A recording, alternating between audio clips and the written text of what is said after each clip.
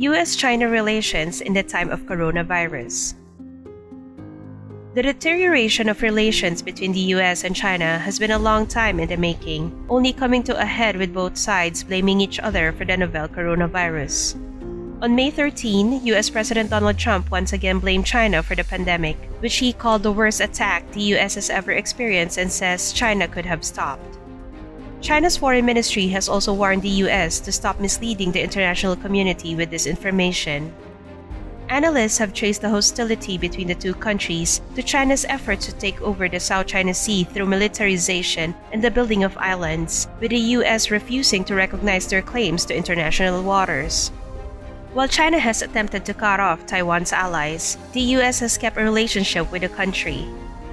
The US also spoke out against Chinese telecommunications giant Huawei, charging them with racketeering and other offenses. Perhaps the most controversial, however, is the trade war between China and the US, which was supposed to end in January once the two signed Phase 1 of a trade deal after 18 months of trade tensions. Officials say the trade deal is still in effect, but many fear it might be trash thanks to Trump's beliefs regarding China's role in the pandemic.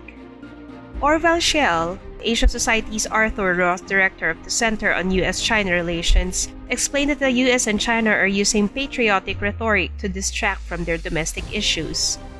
Both are struggling with economic issues, coronavirus infections, and rising unemployment.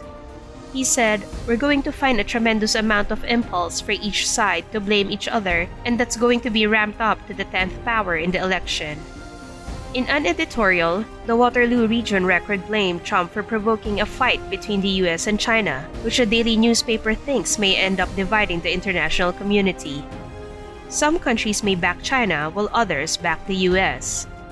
They wrote, "The planet would be a poorer, more frightening place for it." Daniel Boshkov of the South China Morning Post even went so far as to say the US isn't just pushing away China, but pushing China and Russia closer together. With the US upping military pressure on China in the South China Sea, fears of another Cold War have escalated. Dhruva Jaishankar of the Hindustan Times believes it might not come to that, but in a more interdependent era, some tough choices are on the horizon. As the world battles the coronavirus pandemic, another crisis is the last thing anyone needs.